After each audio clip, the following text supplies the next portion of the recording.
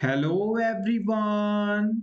Welcome to For Nurses Preparation YouTube channel. I am Neeraj Kumar Kathal. Today is 26th of January 2023. Let's begin today's MCQ session for upcoming nursing recruitment exam. First question is, the nurse is caring for a client following a cerebral vascular accident. Which portion of the brain is responsible for the taste, smell and hearing? किसी patient के अंदर CVA हुआ है, cerebral vascular accident हुआ है, और आपको इस पॉइंट को बताना है कि ब्रेन का कौन सा भाग टेस्ट, स्मेल और हियरिंग के लिए रिस्पॉन्सिबल माना जाता है। ऑक्सीपिटल, फ्रंटल, टेम्पोरल या फिर parietal? Yes, exactly. The right answer is option C, temporal region. हमारे ब्रेन का जो टेम्पोरल रीजन है, यानी हमारा जो कनपट्टी के पास वाला एरिया है, वो टेस्ट, स्मेल और हियरिंग यानी स्वाद, सूंघने की क्षमता और हियरिंग यानी सुनने की क्षमता, इन तीनों के लिए रिस्पॉन्सिबल माना जाता है। आइए वन बाय वन इन सभी पॉइंट्स को डिस्कस करें। सबसे पहले बात करते हैं सेरिब्रल वेस्कुलर एक्सीडेंट यानी CVA होता क्या है। अगर हमारे ब्रेन के किसी हिस्से तक ब्लड सप्लाई प्रॉपर ना पहुंच पाए तो उस हिस्से की सेल्स या न्यूरॉन डैमेज हो जाएंगे, डेड हो जाएंगे, और फिर हम उस हिस्से से संबंधित काम को नहीं कर पाएंगे। इसे ही हम ब्रेन स्ट्रोक या सेरिब्रोवेस्कुलर एक्सीडेंट के नाम से जानते हैं। रिमेनिंग पार्ट्स की यदि बात की जाए तो हमारे ब्रेन का जो ऑक्सीपिटल लोब है वो हमारे विजन के लिए रिस्पॉन्सिबल माना जाता है। यानी हम आंखों से जो भी देखते हैं वो सारी पिक्चर्स या वो सभी इमेजेस ऑप्टिक नर्व ब्रेन के ऑक्सीपिटल पार्ट में लेकर आती हैं, और यहाँ मौजूद सेंटर इसे एनालिसिस करके हमें बताते हैं कि हम क्या देख रहे हैं। अगर आपसे पूछ लिया जाए कि ब्रेन का जो फ्रंटल लोब होता है उसमें कौन कौन से सेंटर्स होते हैं, क्या क्या काम इसको करने होते हैं, तो आप बता सकते हैं ब्रेन का जो फ्रंटल पार्ट है वो जजमेंट्स बनाने के लिए रिस्पॉन्सिबल माना जाता है, फोरसाइट के लिए रिस्पॉन्सिबल माना जाता है, और किसी भी पर्सन के बिहेवियर के लिए रिस्पॉन्सिबल माना जाता है। और आखिरी में हम बात करेंगे ब्रेन के पेराइटल लोब के बारे में। अगर ब्रेन के पेराइटल लोब की बात की जाए तो ये ideation, language, sensory perception, sensory function लिख लीजिएगा, सेंसरी फंक्शंस के लिए रिस्पॉन्सिबल माना जाता है। एक बार क्विकली रिवाइज करते हैं। ऑक्सीपिटल पार्ट विजन के लिए रिस्पॉन्सिबल है, और इस हिस्से में यदि चोट लग जाए यानी सर के पीछे ऑक्सीपिटल लोब पर यदि चोट लग जाए तो हमारी देखने की क्षमता प्रभावित हो सकती है, विजन लॉस हो सकता है। ब्रेन का फ्रंटल लोब जजमेंट, फॉरसाइट और बिहेवियर के लिए रिस्पॉन्सिबल माना जाता है। टेम्पोरल पार्ट जो है, टेम्पोरल लोब जो है, टेस्ट, स्मेल और हियरिंग से संबंधित है। ब्रेन का पैराइटल लोब आइडिएशन, लैंग्वेज और सेंसरी परसेप्शन या सेंसरी फंक्शन को परफॉर्म करवाता है। Next question, family is the unit of delivery of community health services because. Family को हम कम्युनिटी हेल्थ सर्विसेज डिलीवर करते समय बेसिक यूनिट के रूप में क्यों मानते हैं? Option A, family is a unit of epidemiology. Option B, family is a natural and basic unit of society. Option C, family serves the biological and psychological needs of the members. Option D, all of the above. मुझे पता है आप सभी यहाँ पर option D को ही select करेंगे, और जो कि सही भी है। पर मोस्ट ऑफ द टाइम जब आपको क्वेश्चन के अंदर all of the above answer दिखे तो ये हमेशा सही हो ऐसा नहीं है, लेकिन मोस्ट ऑफ द टाइम ये चीज सही होती है, ऐसा भी है। तो आप एग्जाम में बिल्कुल अपने विवेक का इस्तेमाल करते हुए इस ट्रिक का इम्प्लीमेंट करें। ज्यादातर केसेस में ऑल ऑफ द अबव का ऑप्शन यदि दिया है तो वो सही होता है, लेकिन हर जगह ये चीज सही नहीं होती। ये आपके लिए इस चीज को ध्यान रखना भी जरूरी है। फैमिली को हम कम्युनिटी हेल्थ सर्विसेज डिलीवर करते समय बेसिक यूनिट मानते हैं, क्योंकि फैमिली एपिडेमियोलॉजी की यूनिट है, बेसिक यूनिट है।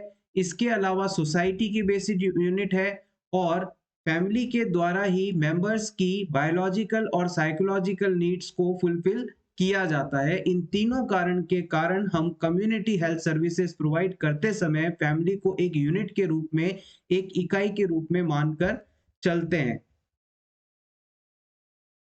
Next question, bad breath is known as. अगर किसी पर्सन के माउथ से ब्रीथिंग के दौरान बैड स्मेल आती है तो इसे आप किस टर्म द्वारा जानते हैं? Periodontal disease, halitosis, cheilosis, sorts. Bad breath, bad odor, yes, it is called halitosis. Bad breathing from mouth is called halitosis condition. Next very important question for upcoming CHO exam. Standard schedule for antenatal checkups or all except pregnancy के दौरान hospital visit यानी antenatal checkup schedule का सही समय कौन सा नहीं है, ये आपको बताना है। ऑप्शन ए कहता है प्रेगनेंसी के दौरान पहले 28 सप्ताह तक हर 4 सप्ताह में एक बार हॉस्पिटल दिखाने जाना चाहिए। ऑप्शन बी कहता है 28 सप्ताह से लेकर 36 सप्ताह की प्रेगनेंसी में हर 2 सप्ताह में एक बार हॉस्पिटल दिखाने जाना चाहिए, यानी एंटीनेटल चेकअप के लिए जाना चाहिए।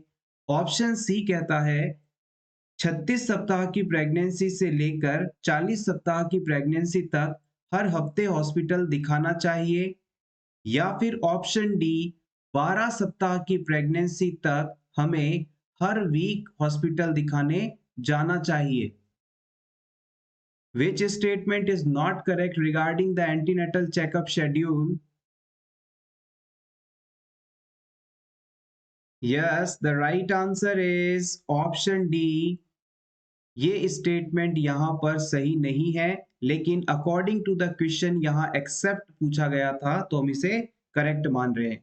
देखिए बहुत ही सिंपल सी चीज यहाँ पर कही गई है कि जब से प्रेगनेंसी शुरू हुई है वहां से लेकर पहले 28 सप्ताह, 28 सप्ताह का मतलब हो गया 7 मंथ्स, यानी शुरुआती 7 महीनों तक हमेशा हमें 4 वीक में एक बार हॉस्पिटल जाना चाहिए। 4 वीक का मतलब हो गया 1 मंथ, यानी हर महीने में एक बार हॉस्पिटल विजिट करनी है। कब तक? पहले 7 महीने की प्रेगनेंसी तक। अब आप इस बात को अच्छी तरह से जानते हैं कि 4 वीक्स का मतलब होता है 1 मंथ, यानी 4 सप्ताह मतलब 1 महीना। इसके बाद सेकंड स्टेटमेंट में इन्होंने क्या कहा है कि 29 सप्ताह यानी 28 सप्ताह के बाद से लेकर 36 वीक की प्रेगनेंसी होने तक, यहाँ पर 29 सप्ताह से लेकर 36 सप्ताह तक का जो समय हो जाएगा वो टोटल हो जाएगा 8 वीक्स का, और 8 वीक्स का मतलब हो गया 2 मंथ्स, यानी अगले 2 महीने जो समय है उसमें आपको हर 2 सप्ताह में एक बार जाना चाहिए हॉस्पिटल दिखाने के लिए। और आखिरी स्टेटमेंट में कहा गया है 37 सप्ताह की प्रेगनेंसी से लेकर बच्चे की डिलीवरी होने तक या 40 वीक तक आपको हर हफ्ते यानी हर वीक आपको हॉस्पिटल दिखाने जाना चाहिए। तो ये तीनों ही स्टेटमेंट यहाँ पर सही है, ऑप्शन डी इनकरेक्ट है। नेक्स्ट हम बात करेंगे पेंटावेलेंट वैक्सीन के बारे में। पेंटावेलेंट वैक्सीन ऐसा वैक्सीन है जिसके अंदर 5 डिफरेंट डिजीजेस के अगेंस्ट वैक्सीनेशन तैयार किया गया है, यानी 5 डेंजरस डिजीज कंडीशन से प्रिवेंशन हेतु एक ही वैक्सीन को बनाया गया है। इसे हम पेंटावेलेंट वैक्सीन कहते हैं। कौन कौन से 5 डिजीजेस हैं? Diphtheria, pertussis, tetanus, hepatitis B and haemophilus influenza type B. Next question. Which hormone does not control blood glucose level in the body? इनमें से कौन सा हार्मोन हमारे बॉडी में ब्लड ग्लूकोज लेवल को कंट्रोल नहीं करता? इंसुलिन, ग्लूकेगॉन, कॉर्टिसोल या फिर vasopressin? Yes, exactly the right answer is vasopressin. याद रखिएगा, इंसुलिन हमारे शरीर में एकमात्र ऐसा हार्मोन है जो कि ब्लड ग्लूकोज लेवल को कम करने का काम करता है, और उसके अलावा जितने भी हार्मोन्स हैं जो कि ग्लूकोज रेगुलेशन करते हैं वो हमेशा ग्लूकोज लेवल को बढ़ाने का काम करते हैं। एग्जाम्पल की बात की जाए तो ग्लूकेगॉन, कॉर्टिसोल आदि। Next question is which angina is the most dangerous type of angina?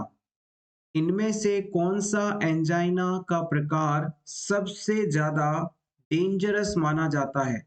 सबसे खतरनाक वाला एंजाइना पेक्टोरिस टाइप बताना है आपको। ऑप्शन ए स्टेबल और classic angina, option B Prinzmetal's angina, option C vasospastic angina, option D pre infarction angina. Very important question, previous exam में इसे पूछा गया है, इंपॉर्टेंट है। यस गाइस, एक्सीलेंट, आपका आंसर बिल्कुल परफेक्ट है। प्री इंफ्राक्शन एंजाइना, इसे हम अनस्टेबल एंजाइना के नाम से भी जानते हैं। अनस्टेबल एंजाइना, ये एंजाइना पेक्टोरिस का वह प्रकार है जो कि पर्सन जब रेस्ट की अवस्था में हो तब भी आ सकता है, और इस कंडीशन के होने को हम मोस्ट डेंजरस इसलिए मानते हैं क्योंकि पर्सन रेस्टिंग पीरियड में होते हुए भी चेस्ट पेन को फील करता है, मतलब उसके हार्ट तक ऑक्सीजन सप्लाई नहीं पहुंच पा रही है, तो इसका मतलब कहीं ना कहीं अंदर बहुत बड़ा ऑब्स्ट्रक्शन हुआ है, और इसके कारण मायोकार्डियल इंफ्राक्शन हो सकता है। यानी मायोकार्डियल इंफ्राक्शन से जस्ट पहले होने वाला जो इंफ्राक्शन है उसे प्री इंफ्राक्शन या अनस्टेबल एंजाइना पेक्टोरिस कहा जाता है। जनरली ये कंडीशन नाइट्रोग्लिसरीन टैबलेट्स लेने के बाद भी रिजॉल्व नहीं होती, तो इसे हम मायोकार्डियल इंफ्राक्शन कह देते हैं। इसके अलावा यदि रिमेनिंग ऑप्शंस की बात की जाए तो प्रिंजमेंटल्स एंजाइना कोरोनरी आर्टरी के स्पाज्म के कारण होता है और ये इतना ज़्यादा डेंजरस नहीं है। प्रिंजमेंटल्स एंजाइना और वैसोस्पास्टिक एंजाइना के अंदर कोरोनरी आर्टरीज के अंदर स्पाज्म आ जाता है, और ये इतना ज़्यादा डेंजरस नहीं मानी जाती। और ऑप्शन ए में बताया गया स्टेबल और क्लासिकल एंजाइना टाइप वह टाइप है जिसमें अगर पर्सन को हम रेस्ट दें और नाइट्रोग्लिसरीन टैबलेट्स दें तो उसमें हो रहा ये पेन रिलीव हो जाता है, ये कंडीशन बेहतर हो जाती है, इसलिए हम इसे मोस्ट डेंजरस नहीं मानते। Next question, position used during pleural tapping is. अगर किसी पर्सन में आपको प्लूरल टैपिंग प्रोसीजर करना हो तो इसके लिए कौन सी पोजीशन इस्तेमाल करेंगे? ऑर्थोप्निक, सुपाइन, प्रॉन, नी चेस्ट। अगर आपने हमारी कल की क्लास देखी होगी तो आपको पता है एग्जैक्टली प्लूरल टैपिंग क्या होता है। कल हमने इसे काफी डिटेल से डिस्कस किया है। होपफुली यहाँ पर इसे रिपीट करने की आवश्यकता नहीं होगी। यस एग्जैक्टली, प्लूरल टैपिंग करते समय हम पेशेंट को ऑर्थोप्निक पोजीशन देते हैं, यानी उसे सीधा बैठा दिया जाता है और सीधा बैठाकर हल्का सा आगे की तरफ झुकने को कहते हैं। और ऐसा करने से पेशेंट की जो रिब्स हैं वो खुल जाती हैं, यानी दो रिब्स के बीच का जो स्पेस है, इंटरकोस्टल स्पेस है, वो थोड़ा सा एक्स्ट्रा हो जाता है, दिखने लगता है। और इस स्पेस से ही हम निडल डालकर प्लूरल कैविटी में मौजूद फ्लूइड को एस्पायरेट करते हैं। तो याद रखिएगा, थोरैकोसेंटेसिस या प्लूरल टैपिक प्रोसीजर के दौरान ऑर्थोप्निक पोजीशन देना बेस्ट माना जाता है। नेक्स्ट हम डिस्कस करने वाले हैं इंट्रा यूट्राइन कॉन्ट्रासेप्टिव डिवाइस के इंसर्शन टाइम के बारे में, और एग्जाम में यहाँ से अक्सर क्वेश्चंस पूछे जाते हैं। इंट्रा यूट्राइन कॉन्ट्रासेप्टिव डिवाइस ऐसे कॉन्ट्रासेप्टिव मेथड्स हैं जिन्हें यूट्रस के अंदर इंसर्ट करके कॉन्ट्रासेप्शन इफेक्ट क्रिएट किए जाते हैं। अगर किसी भी वुमेन में आपसे पूछ लिया जाए कि आईयूसीडी इंसर्शन का बेस्ट टाइम कौन सा है, तो आप बता सकते हैं मेंस्ट्रुअल साइकिल में 7 से 10 दिन के बीच में। मेंस्ट्रुअल साइकिल शुरू होने से लेकर 7 से 10 दिन के बीच सबसे बेस्ट टाइम माना जाता है, बिकॉज इसी समय यूट्राइन ब्लीडिंग भी स्टॉप हो चुकी होती है और सर्वाइकल ओएस भी ओपन रहता है, तो हम इजीली इस दौरान इंसर्शन कर सकते हैं। अगर ऑप्शन में आपको 7 से 10 दिन का ऑप्शन नहीं मिले, तो आप पहले हफ्ते में बता सकते हैं, या 1 से 10 दिन तक जो भी ऑप्शन दिखे उसे सही मान सकते हैं। अगर डिलीवरी के बाद आईयूसीडी इंसर्ट करना है, तो इसमें बेस्ट ऑप्शन रहेगा डिलीवरी होने के 3 दिन के अंदर अंदर आप आईयूसीडी लगा सकते हैं। और अगर किसी वुमेन में child birth lower segment caesarean section द्वारा हुआ है, ऑपरेशन द्वारा बच्चे का जन्म हुआ है, तो इस प्रोसेस में हॉस्पिटल से 7 दिनों के बाद डिस्चार्ज किया जाता है, तो इन 7 दिनों के अंदर अंदर हम इसे इंसर्ट कर सकते हैं। और अगर आपने इस वुमेन में डिलीवरी के बाद इसे डिस्चार्ज कर दिया, 7 दिन के अंदर अंदर नहीं लगा, तो फिर आप इसे 6 से 8 वीक के अंदर लगा सकते हैं। ये सभी डाटाज इंपॉर्टेंट हैं, take screenshot for your revision. Next, father of public health किसे कहा जाता है?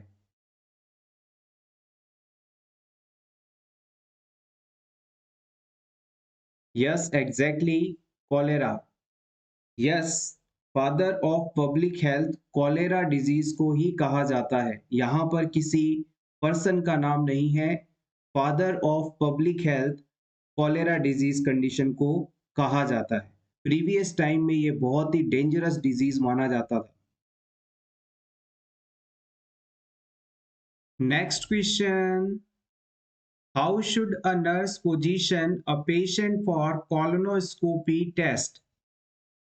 इनमें से नर्स के द्वारा पेशेंट को कॉलोनोस्कोपी टेस्ट के लिए कौन सी पोजीशन दी जाएगी?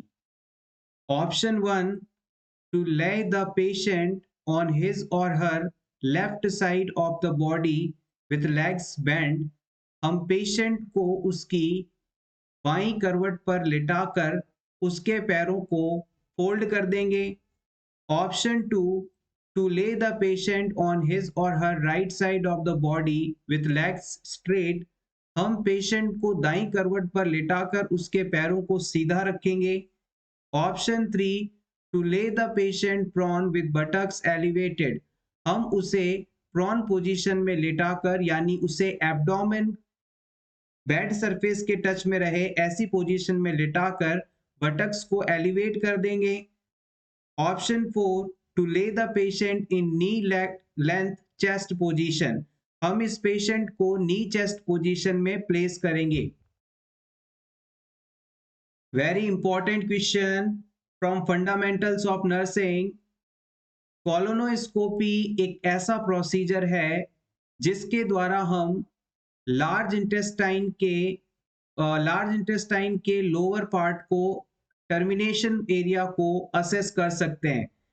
इस प्रोसीजर के अंदर एंडोस्कोप को रेक्टम के थ्रू इंसर्ट किया जाता है, एनस के थ्रू इंसर्ट किया जाता है, और एनस, रेक्टम और सिग्मोइड सॉरी एनस रेक्टम और कॉलोन के आखिरी पार्ट को विजुअलाइज किया जाता है और वहां मौजूद किसी भी प्रकार की एबनॉर्मलिटीज जैसे कि इन्फ्लामेशन, किसी तरह का अल्सरेशन या फिर कोई कैंसर, इन सभी चीजों को इस प्रोसेस द्वारा हम आइडेंटिफाई कर सकते हैं। Yes, the right answer is option 1। Colonoscopy procedure में हम पेशेंट को बाईं करवट पर लेटाते हैं, इसे ही हम सिम्स लेटरल पोजीशन का नाम देते हैं। जो पोजीशन आप एनिमा लगाते समय इस्तेमाल करते हैं, लेफ्ट लेटरल पोजीशन, वही पोजीशन कॉलोनोस्कोपी के दौरान भी प्रॉपर विजुअलाइजेशन ऑफ कॉलोन के लिए इस्तेमाल की जाएगी। Next question, a potassium level of 5.4 MEq per L should alert the nurse to assess the patient for।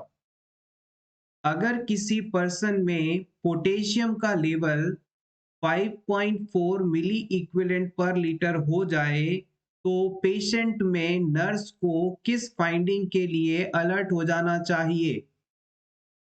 Option A ECG changes के लिए, ऑप्शन बी कॉन्स्टिपेशन के लिए, ऑप्शन सी पॉलीयूरिया के लिए, ऑप्शन डी हाइपरटेंशन के लिए।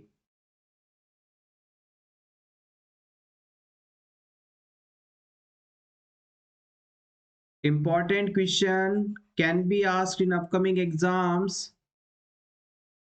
The right answer is option A, ECG changes। हमारी body में पोटेशियम एक बहुत ही इम्पॉर्टेंट न्यूट्रिएंट है और इसकी कमी या अधिकता दोनों ही हमारे हार्ट की हेल्थ के लिए बहुत ही महत्व रखती हैं। अगर आप किसी भी पेशेंट में पोटेशियम की कमी देखें या फिर इसका लेवल बढ़ता हुआ देखें तो दोनों ही कंडीशंस में सबसे पहले पेशेंट की जो हार्ट की एक्टिविटी है उसमें चेंजेस देखने को मिलेंगे, यानी कि पेशेंट की ईसीजी के अंदर चेंजेस आने लगेंगे। अगर आपसे पूछ लिया जाए कि पोटेशियम का नॉर्मल लेवल कितना होता है तो आप बताएंगे 3.5 से लेकर 5.1, 3.5 से लेकर 5.1 milliequivalent per litre is the normal amount of potassium in our body. और इससे ज्यादा अगर कंडीशन बढ़ती है तो हाइपरकैलीमिया और इससे कम होती है तो हाइपोकैलीमिया। और याद रखिएगा, हाइपरकैलीमिया कंडीशन होने पर कौन कौन से ईसीजी चेंजेस देखने को मिलते हैं, ये प्रीवियस एग्जाम में पूछा गया है, आप चाहे तो नोट कर लें इसे। ECG changes in hyper kalaemia, यानी पोटेशियम का लेवल शरीर में यदि बढ़ जाए तो कौन कौन से ईसीजी चेंजेस देखने को मिल सकते हैं। सबसे पहला, tall peaked T waves. Tall peaked T waves, ये सबसे पहला इंपॉर्टेंट चेंज आपको, ईसीजी चेंज आपको देखने को मिलेगा। इसके बाद में short and QT interval, short and QT interval. इसके अलावा ST segment depression, ST segment depression, ये सभी चीजें आपको यहां पर देखने को मिलेंगी। एक बार फिर से पूरी चीज को रिवाइज करते हैं। हमारे हार्ट की हेल्थ के लिए पोटेशियम एक बहुत ही जरूरी सब्सटेंस है और इस इलेक्ट्रोलाइट का नॉर्मल लेवल 3.5 से 5.1 MEq पर L के बीच होना नॉर्मल माना जाता है। 3.5 से कम हाइपोकैलीमिया और 5.1 से ज्यादा हाइपरकैलीमिया कंडीशन कहलाती है। हाइपरकैलीमिया होने पर ईसीजी चेंजेस जो देखे जा सकते हैं वो है tall peaked T wave, tall peaked T wave, shortened QT interval, shortened QT interval, ST segment depression, ST segment depression. Exam में पोटेशियम के रिसोर्स के बारे में यदि आपसे पूछा जाए तो आप बता सकते हैं बनाना, next question, an irregular acyclic bleeding from the uterus is known as। अगर किसी फीमेल में यूट्रस से एसाइक्लिक ब्लीडिंग हो तो इसे आप क्या कहेंगे? Simply, irregular acyclic bleeding from uterus known as polymenorrhea, metrorrhagia, oligomenorrhea, menorrhagia। Basic but important question, इस तरह की टर्मिनोलॉजीज अक्सर एग्जाम में पूछी जाती हैं। Very very very important question, इसे हम 5 स्टार मार्क देंगे।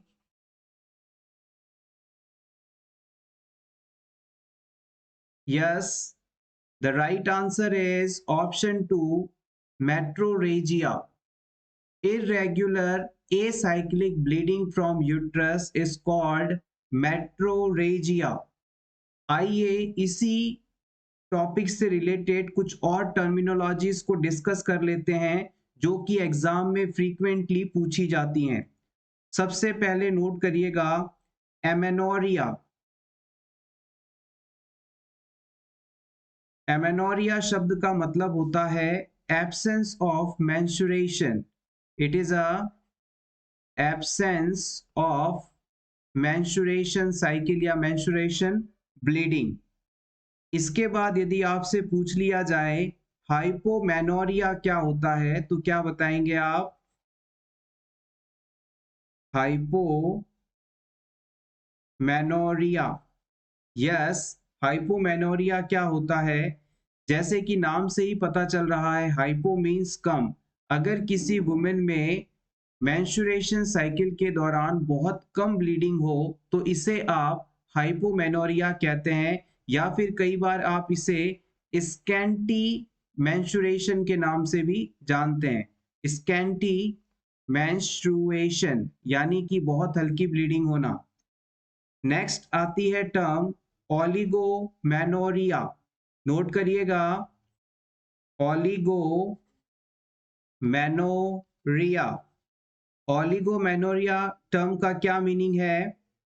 अगर किसी वुमेन में इनफ्रीक्वेंट मेंस्ट्रुएशन हो और पीरियड की ड्यूरेशन 35 डेज तक हो तो इसे आप ओलिगोमेनोरिया के नाम से जानते हैं। आप ओलिगो शब्द का मतलब समझते हैं। ओलिगो शब्द अगर किसी भी वर्ड के पहले लग जाता है तो इसका मतलब होता है उस चीज की उस चीज में कमी होना। और अगर किसी वुमेन में पीरियड की ड्यूरेशन 28 दिन से बढ़कर 35 दिन से ज्यादा हो जाती है तो पूरे साल भर में जितने साइकिल्स आने चाहिए उससे कम साइकिल आएंगे, तो इसी कंडीशन को हम ओलिगोमेनोरिया का नाम देते हैं। नोट कर लीजिएगा, यहाँ पर पीरियड की ड्यूरेशन 35 डेज से ज्यादा की होती है और इसमें भी इनफ्रीक्वेंट मेंस्ट्रुएशन देखा जाता है। नेक्स्ट, यदि आपसे पूछ लिया जाए कि मेनोरेजिया कंडीशन क्या होती है तो क्या बताएंगे आप? Menorrhagia. What is menorrhagia? Yes, menorrhagia condition का मतलब होता है एक्सेसिव एंड हैवी ब्लीडिंग। अगर किसी वुमेन को साइकिल्स के दौरान हैवी ब्लीडिंग अगर होती है तो ये चीज मेनोरेजिया के नाम से जानी जाती है। इससे ही एक सिमिलर टर्म होती है मीनोमेट्रोरेजिया। नोट करिएगा, मीनोमेट्रोरेजिया। मीनोमेट्रोरेजिया का क्या मीनिंग है? यस, इसके अंदर भी हैवी ब्लीडिंग देखने को मिलती है और बिटवीन मेंस्ट्रुएशंस देखने को मिलता है, यानी मेंस्ट्रुअल साइकिल के बीच में अगर हैवी ब्लीडिंग होती है तो ये कंडीशन मीनोमेट्रोरेजिया कहलाती है। और लास्ट टर्म नोट करिएगा, डिसमेनोरिया। ये भी काफी बार पूछी गई टर्म है। यस, डिसमेनोरिया का क्या मीनिंग होता है? डिसमेनोरिया शब्द का मतलब है पेनफुल मेंस्ट्रुएशन। अगर मेंस्ट्रुएशन साइकिल के दौरान अगर पेन होता है तो ये कंडीशन डिसमेनोरिया के नाम से जानी जाती है। तो हमने यहाँ पर टोटल 7 कंडीशंस का डिस्कस किया है, 7 कंडीशन को डिस्कस किया है। सबसे पहले हमने आपको बताया मेट्रोरेजिया। मेट्रोरेजिया का क्या मीनिंग है? Irregular acyclic bleeding is known as metrorrhagia. उसके बाद हमने डिस्कस किया मैनो एमेनोरिया। एमेनोरिया का मतलब होता है एब्सेंस ऑफ मेंस्ट्रुएशन, यानी पीरियड का ना आना। और इसके बाद नेक्स्ट टर्म थी हाइपोमेनोरिया। इसका मतलब होता है बहुत ही कम ब्लीडिंग होना। नेक्स्ट थी ओलिगोमेनोरिया, यानी नंबर ऑफ साइकिल्स का पूरे साल में कम हो जाना, और ये तभी पॉसिबल है जब वुमेन के एक मेंस्ट्रुएशन साइकिल की ड्यूरेशन नॉर्मल से बढ़ जाए। तो हम कह सकते हैं कि वुमेन में यदि 35 डेज से ज्यादा दिनों का यदि साइकिल है तो उसके अंदर ओलिगोमेनोरिया कंडीशन देखने को मिलती है। नेक्स्ट आता है मेनोरेजिया। मेनोरेजिया का मीन्स होता है एक्सेसिव और हैवी ब्लीडिंग। और नेक्स्ट आता है मेनोमेट्रोरेजिया। इसमें साइकिल के दौरान बीच में हैवी ब्लीडिंग देखने को मिलती है। और फाइनली वेरी इंपॉर्टेंट डिसमेनोरिया, जिसे आप पेनफुल मेंस्ट्रुएशन साइकिल कह सकते हैं। आप चाहें तो स्क्रीनशॉट ले लें आपके रिवीजन के लिए। नेक्स्ट हम डिस्कस करेंगे किन किन कंडीशंस के अंदर आईयूसीडी हम नहीं लगा सकते। इंट्रा यूट्राइन कॉन्ट्रासेप्टिव डिवाइसेस किन कंडीशंस के होने पर नहीं लगाया जा सकता, इस बात पर हम डिस्कस करेंगे। और ये चीज प्रीवियसली पूछी भी गई है। अगर किसी वुमेन में पहले एक्टोपिक प्रेगनेंसी की हिस्ट्री है, यानी प्रीवियस प्रेगनेंसी एक्टोपिक प्रेगनेंसी थी, तो वहां पर हम आईयूसीडी नहीं लगाते। It is Contra indicated. Ectopic pregnancy का मतलब होता है फर्टिलाइजेशन के बाद जायगोट अगर अपनी नॉर्मल इम्प्लांटेशन साइट यानी यूट्रस में इम्प्लांट ना होकर कहीं और इम्प्लांट हो जाए, और जहां से कंप्लीट प्रेगनेंसी का आगे बढ़ पाना इम्पॉसिबल हो, तो ये चीज एक्टोपिक प्रेगनेंसी है। सिंपली कहें तो फर्टिलाइज्ड प्रोडक्ट का अपनी नॉर्मल इम्प्लांटेशन साइट पर इम्प्लांट ना होकर कहीं और इम्प्लांट हो जाना एक्टोपिक प्रेगनेंसी है। अगर कोई वुमेन प्रेग्नेंट है तो आप उसमें आईयूसीडी नहीं लगा सकते। इसके अलावा अगर वुमेन को किसी अननोन कॉज के कारण लगातार ब्लीडिंग हो रही है तो वहां पर भी आप आईयूसीडी नहीं लगा सकते। और याद रखिएगा, आईयूसीडी लगाने पर मोस्ट कॉमन कॉम्प्लिकेशन आपसे पूछा जाए तो आप बताएंगे ब्लीडिंग, और सेकंड मोस्ट कॉमन कॉम्प्लिकेशन होता है पेन। और इन दोनों फाइंडिंग के होने पर आप आईयूसीडी रिमूव करने का डिसीजन लेते हैं। तो आपसे पूछ लिया जाए कि आईयूसीडी को किस सिचुएशन में रिमूव किया जाता है, कौन सा इसका मोस्ट कॉमन कॉज है, तो आप बताएंगे pain is the first most common cause to remove the IUCD and the second most common cause is bleeding. Next, अगर किसी वुमेन को पेल्विक इन्फ्लामेटरी डिजीज कंडीशन है, पीआईडी कंडीशन है, तो आप वहां पर आईयूसीडी नहीं लगा सकते। और अगर कोई वुमेन सीवियरली एनेमिक है और आपने उसमें आईयूसीडी लगाने की कोशिश की और कहीं पर अगर रप्चर हो गया, यूट्रस ब्लीडिंग होने लगी, तो ये वुमेन बहुत ही ज्यादा मुश्किल सिचुएशन में जा सकती है। तो आप याद रखेंगे सीवियर एनीमिया के केस में भी हम आईयूसीडी नहीं लगाते हैं। Next question. A nurse who conducts an illegal abortion has committed. अगर किसी नर्स के द्वारा इलीगल अबॉर्शन करवा दिया जाए तो उसने कौन सी चीज का कंडक्ट किया है, या इसे आप क्या कहेंगे? Act of omission, act of incompetence, unintentional tort, act of commission. इस तरह के क्वेश्चंस नॉर्सेट एग्जाम के लिए काफी इंपॉर्टेंट हैं। बेसिक टर्मिनोलॉजी से जुड़ी चीजें अक्सर नॉर्सेट एग्जाम पूछता है। Yes, the right answer is option D, an act of commission. यहां पर हम इस क्वेश्चन को इंक्लूड करने के पीछे बड़े कारण हैं कि दो टर्मिनोलॉजीज को समझना जो कि एग्जाम पॉइंट ऑफ व्यू से इंपॉर्टेंट है। सबसे पहला, एक्ट ऑफ ओमिशन क्या होता है? देखिएगा, अगर आप एज अ नर्स किसी हॉस्पिटल में ड्यूटी पर हैं और आपको किसी पेशेंट की केयर के दौरान जो स्टेप्स लेने थे, जो काम करना था, लेकिन आपने उसे नहीं किया, आपने अपनी रिस्पॉन्सिबिलिटी को नहीं निभाया, तो ये चीज एक्ट ऑफ ओमिशन कहलाती है। एक बार फिर से समझिएगा, when a person fails to act when he or she is required to act, it's their responsibility। अगर आप अपनी जिम्मेदारी निभाने में असफल होते हैं तो इसे एक्ट ऑफ ओमिशन कहते हैं, या कई बार इसे क्राइम ऑफ ओमिशन भी कहा जाता है। एग्जाम्पल की बात करें तो आपने किसी बच्चे को कोई ट्रीटमेंट दिया जाना था, आपने वो नहीं किया, चाइल्ड निग्लेक्ट हो सकता है, फेलियर टू अटेंड ड्यूटी हो सकता है, कुछ भी इसके अंदर इंक्लूड किया जा सकता है। नेक्स्ट हम बात करते हैं जो कि इससे जस्ट ऑपोजिट है, it is called act of commission. इसके अंदर क्या होता है कि आपने as a person, as a nurse ऐसा कोई काम कर दिया जो आपको नहीं करना चाहिए था, जो नियमों के विपरीत था, अगेंस्ट द लॉ था। जैसे कि इस क्वेश्चन में कहा गया है कि किसी वुमेन में आपने इलीगल तरीके से अबॉर्शन करवा दिया, तो ये एक्ट ऑफ कमीशन कहलाता है। आपने मर्डर कर दिया, आपने स्टीलिंग कर ली, चोरी कर ली, या फिर कोई इलीगल अबॉर्शन करवा दिया, तो ये सभी काम आपको नहीं करने चाहिए थे लेकिन फिर भी आपने किया, तो इसे आप एक्ट ऑफ कमीशन कहेंगे, या इसे कई बार क्राइम्स ऑफ कमीशन के नाम से भी पूछ लिया जाता है। Hopefully this is clear now. Next question, contraindication of electroconvulsive therapy is, इनमें से किस कंडीशन में हम इलेक्ट्रोकन्वल्सिव थेरेपी नहीं दे सकते, यानी कि मेंटल डिस्टरबेंस कंडीशंस को ट्रीट करने के लिए दिया जाने वाला इलेक्ट्रोकन्वल्सिव थेरेपी ईसीटी किस कंडीशन में नहीं दिया जा सकता? मायोकार्डियल इंफ्रैक्शन होने पर, सीवियर हाइपरटेंशन होने पर, रेज्ड इंट्राक्रेनियल प्रेशर होने पर, या ये सभी कंडीशंस?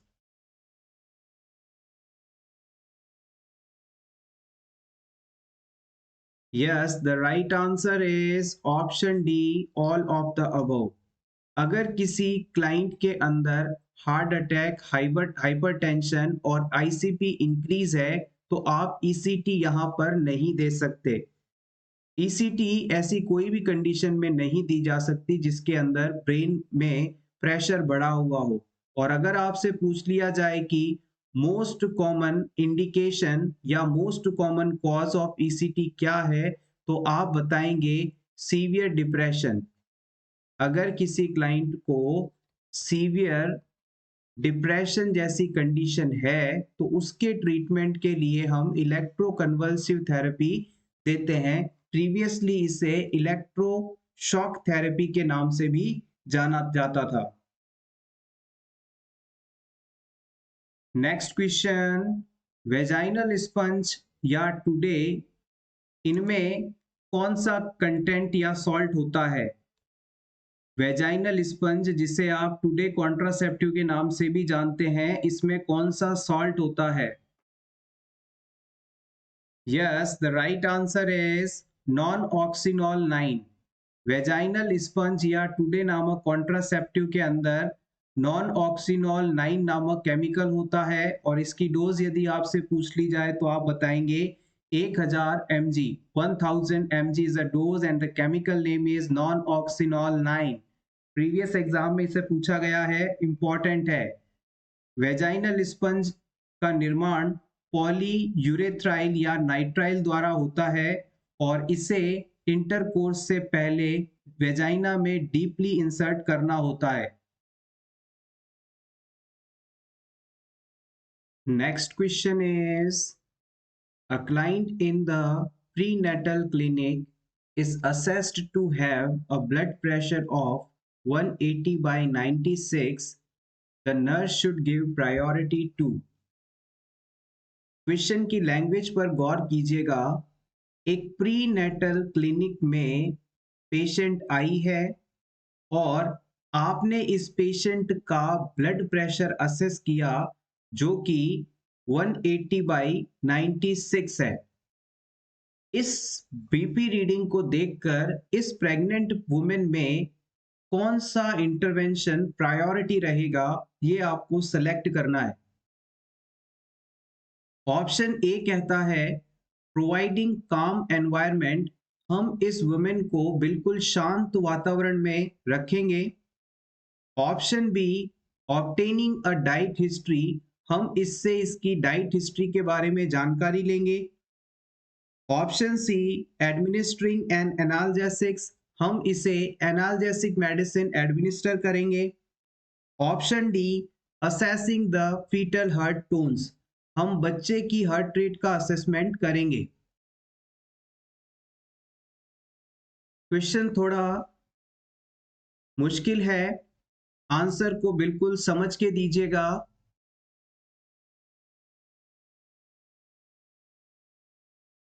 देखिएगा, यहां पर ऑप्शन बी नहीं हो सकता। हम इस क्लाइंट में डाइट की हिस्ट्री सबसे पहले नहीं लेंगे, ये काम बाद में भी किया जा सकता है, ये प्रायोरिटी नहीं है। इसके बाद इस पेशेंट में ये कहीं भी नहीं लिखा गया है कि इसे किसी भी प्रकार का पेन हो रहा है। एनाल्जेसिक्स का मतलब आप सभी जानते हैं, पेन और पेन को कम करने वाली दवाइयाँ। तो यहाँ पर पेशेंट को कहीं नहीं लिखा गया कि पेन हो रहा है, तो हम इसे एनाल्जेसिक्स एडमिनिस्टर नहीं करेंगे। अब आप ऑप्शन ए और डी में से अपने आंसर को सेलेक्ट करें। यस, यहाँ पर ऑप्शन ए सही माना जाएगा। हमने डी को प्रायोरिटी क्यों नहीं माना? यहाँ पर जो ब्लड प्रेशर रीडिंग दी गई है 180/96, जो कि बहुत ही ज़्यादा हाई रीडिंग है, और प्रेगनेंसी में इस रीडिंग के आने का मतलब है कि वुमेन कहीं ना कहीं प्री एक्लेम्शिया कंडीशन से एक्लेम्शिया में कन्वर्ट होने वाली है। अगर आपने इस वुमेन को काम एनवायरनमेंट नहीं दिया, शांत वातावरण नहीं दिया, तो एक हल्का सा स्टिमुलस भी इसके अंदर सीजर्स प्रोड्यूस करवा सकता है, यानी कि उस वुमेन के अंदर कन्वर्जन्स आ सकते हैं, उसे दौरे पड़ने लग सकते हैं, जो कि एक बहुत ही डेंजरस कंडीशन हो सकती है। तो यहाँ पर सबसे ज्यादा प्रायोरिटी रहेगी कि इस वुमेन को हमें काम एनवायरनमेंट देना है, शांत और सुरक्षित वातावरण देना है, ताकि किसी भी प्रकार का स्टिमुलेशन इसमें सीजर एक्टिविटी ना कॉज कर सके। फीटल हार्ट टोन का असेसमेंट इंपॉर्टेंट है, लेकिन इस सिचुएशन में ये प्रायोरिटी नहीं माना जाएगा। So option A is correct here.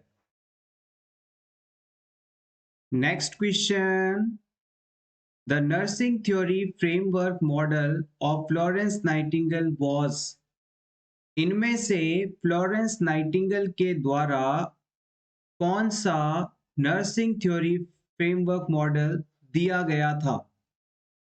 Option A independent functioning, option B self care, option C adaptation, option D natural healing.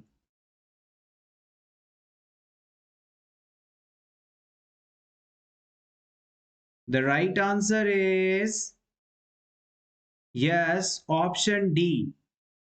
Florence Nightingale के द्वारा दिया गया नर्सिंग थ्योरी फ्रेमवर्क मॉडल था नेचुरल हीलिंग।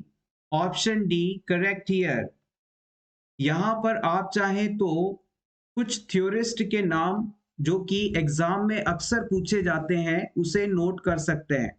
सबसे पहले हम बात करेंगे father of nursing, mother of nursing की, यानी कि फ्लोरेंस नाइटिंगेल की। फ्लोरेंस नाइटिंगेल के द्वारा एनवायरमेंटल थ्योरी दी गई थी।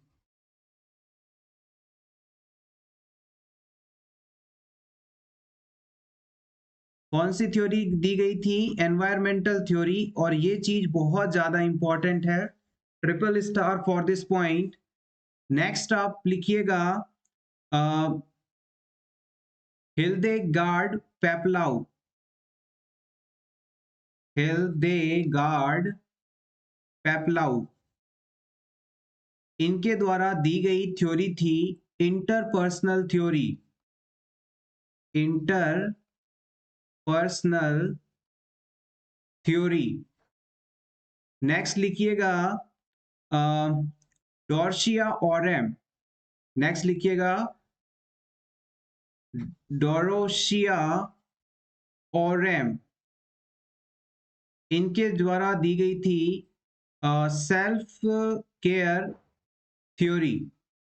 यस, ये 3 नाम हैं जो कि आपको याद करने हैं और मोस्ट फ्रीक्वेंटली ये एग्जाम्स में पूछे भी जाते हैं। अगर आपसे पूछ लिया जाए कि फ्लोरेंस नाइटिंगेल ने कौन सी थ्योरी दी थी, तो आप बताएंगे एनवायरमेंटल थ्योरी या एनवायरमेंट थ्योरी। हिल्डेगार्ड पेप्लाउ, इन्होंने कौन सी थ्योरी दी थी, तो आप बताएंगे इंटरपर्सनल थ्योरी। और थर्ड नंबर पर है डोरोथिया ओरेम, इन्होंने कौन सी दी थी, self care theory. Dorothea Orem, self care theory. Take screenshot for your revision. Next, what is the full form of ANM? ANM की फुल फॉर्म क्या होती है? Answer is auxiliary nurse and midwife, या यूं कहें auxiliary nurse midwife. Next important question from pediatric nursing. The nurse assesses a 6 months old child during well baby clinic. The nurse makes all the following observations. Which of the following assessment made by the nurse is an area of concern indicating further evaluation? आप मान लीजिए as a community health officer किसी well baby clinic में posted हैं और वहां पर एक छोटा बच्चा जिसकी उम्र 6 महीने की है वो आता है। इस बच्चे का असेसमेंट करने पर आपको इनमें से कौन सी फाइंडिंग यदि मिले तो ये कॉज ऑफ कंसर्न हो सकता है, यानी चिंता की बात हो सकती है जिसके बारे में और आगे जानना जरूरी हो। Option A, absence of Moro reflex, यदि बच्चे में मोरो रिफ्लेक्स एब्सेंट हो। ऑप्शन बी, क्लोज्ड पोस्टीरियर फंटैनल, इस बच्चे का यदि पोस्टीरियर फंटैनल क्लोज हो चुका हो। Option 3 pounds weight gain in 2 months, बच्चे ने 2 महीने में 3 पाउंड का वेट गेन किया हो। Option D, moderate head lag when pulled to sitting position, अगर आप इस बच्चे को जो कि लेटा हुआ है उसे बैठाने की कोशिश करते हैं, सिटिंग पोजीशन में लाते हैं, तो इसका जो हेड है वो लैग करता है, यानी पीछे की तरफ गिर जाता है। Very important question if you are preparing for state level और central level exams.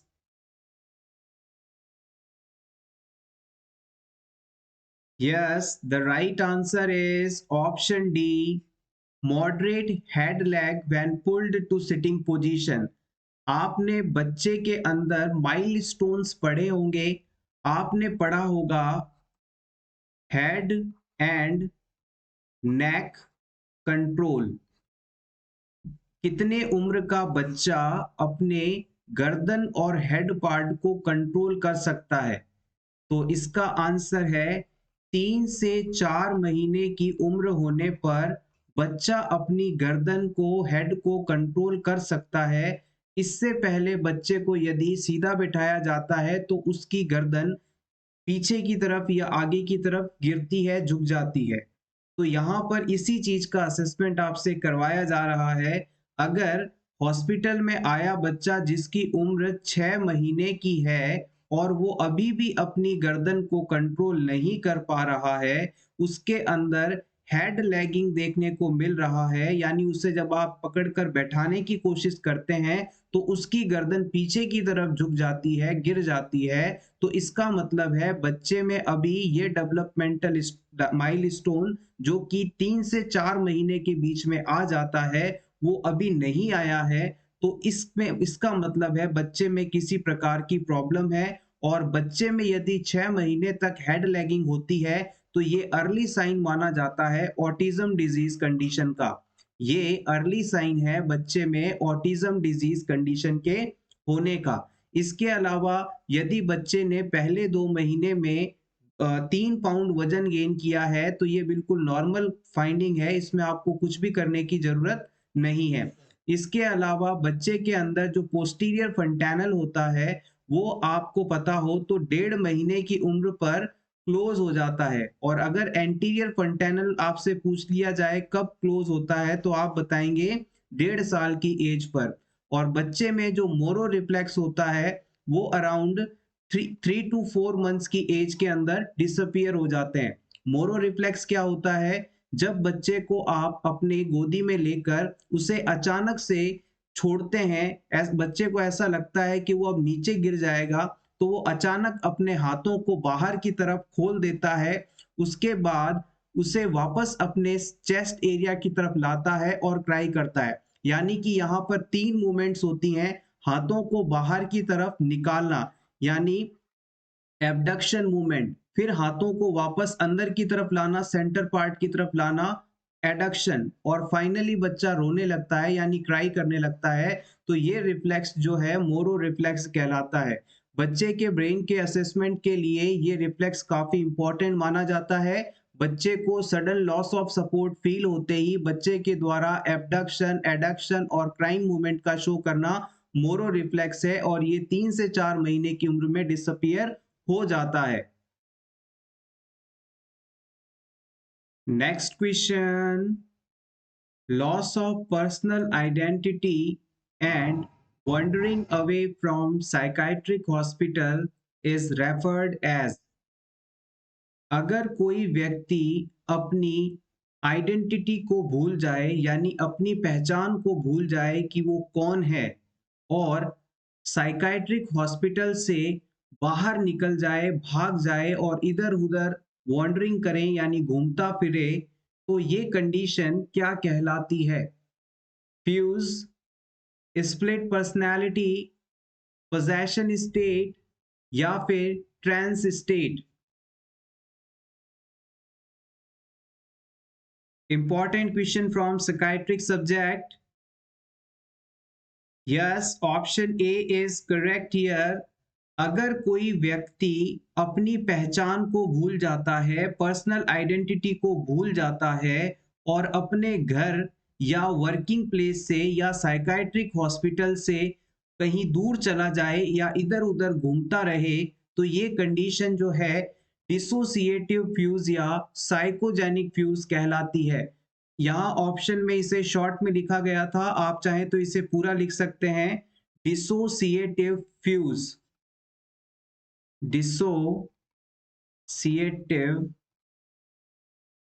Fuse,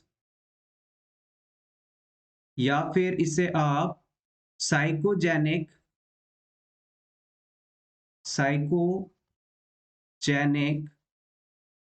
fuse कह सकते हैं।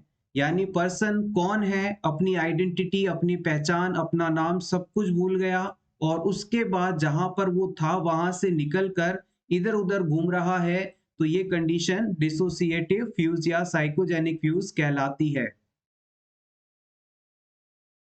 Next question, identify the components of proper body mechanics.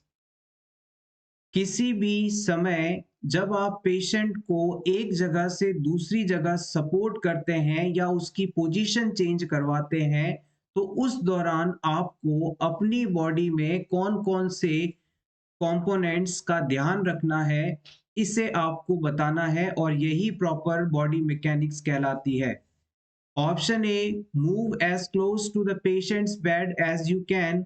आप पेशेंट को शिफ्ट करवाते समय उसके जितना पास जा सकते हैं जाएं। Option B, set your feet into comfortable and solid wide base support when lifting.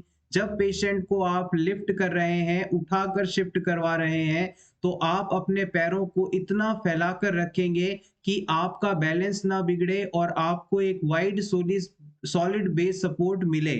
Option C keep the head upright and hold your shoulders up, आप अपने हेड को सीधा और ऊपर की तरफ रखेंगे, शोल्डर्स को भी अप रखेंगे। ऑप्शन डी ये सभी। यस एग्जैक्टली, आपका आंसर बिल्कुल सही है। Again all of the above is correct here. जब भी आप पेशेंट को स्ट्रेचर से बेड पर या बेड से व्हील चेयर पर या व्हील चेयर से वापस बेड पर शिफ्ट करते हैं, तो उस दौरान आप पेशेंट की पूरी बॉडी पूरी रिस्पॉन्सिबिलिटी को अपने ऊपर लेते हैं। तो जब भी आप पेशेंट को शिफ्ट करवाएं तो पेशेंट के जितना करीब आप जा सकते हैं उतना करीब जाएं, ताकि उसे प्रॉपर सपोर्ट दिया जा सके। इसके बाद जब भी पेशेंट को आप लिफ्ट कर रहे हैं तो पेशेंट को उठाते समय आपके जो दोनों पैर हैं वो एक दूसरे से इतनी दूरी पर होने चाहिए कि आपको एक वाइड सॉलिड बेस सपोर्ट मिल सके। जैसे कि मान लीजिए आप ये हैं तो आप पेशेंट को शिफ्ट करवाते समय अपने पैरों को दूरी पर इस प्रकार से रखें ताकि आपको एक वाइड सपोर्ट मिल सके और आप गिरे नहीं, आपका बैलेंस बिगड़े नहीं। इसके अलावा पेशेंट को शिफ्ट करवाते समय आपको अपने हेड को स्ट्रेट और अपराइट पोजीशन में रखना है और आप अपने शोल्डर्स को भी अप रखेंगे। ऐसा करने से इस प्रॉपर बॉडी मैकेनिक्स के इस्तेमाल से आपका बैलेंस नहीं बिगड़ेगा, पेशेंट गिरेगा नहीं, उसे इंजरी नहीं होगी और आप अपना काम बेहतर तरीके से कर पाएंगे। सो एवरीवन, ये था हमारा आज का वीडियो जिसमें हमने अपकमिंग नर्सिंग रिक्रूटमेंट के रिगार्डिंग इंपॉर्टेंट क्वेश्चंस को इंक्लूड किया है। होपफुली आपको ये क्लास अच्छी लगी होगी, हेल्पफुल लगी होगी। अगर कंटेंट अच्छा लगा हो तो प्लीज इसे लाइक कर दीजिएगा और रेगुलर इसी तरह के वीडियोस देखने के लिए for nurses preparation YouTube channel को जरूर सब्सक्राइब करें। Thank you so much once again and best of luck.